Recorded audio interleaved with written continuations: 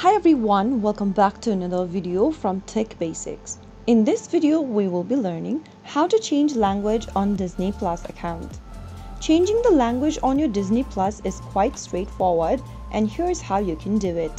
First of all, open a web browser of your choice and type in disneyplus.com in the URL box. Make sure that you're logged into your account on Disney Plus site, or you can also use the Disney Plus application. Once you're logged into your Disney Plus account, go to the upper right hand corner and mouse over to your profile icon.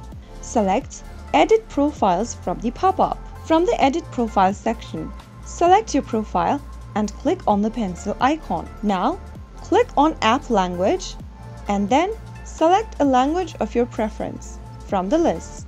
Once you've done that, your new language will be saved and it will be applied to your account, and that's how you will be able to change your language for your Disney Plus account.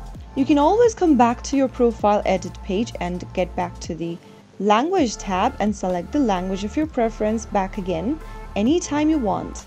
If the video was helpful to you, go ahead and give us a thumbs up. Don't forget to subscribe to the channel by hitting the subscribe button.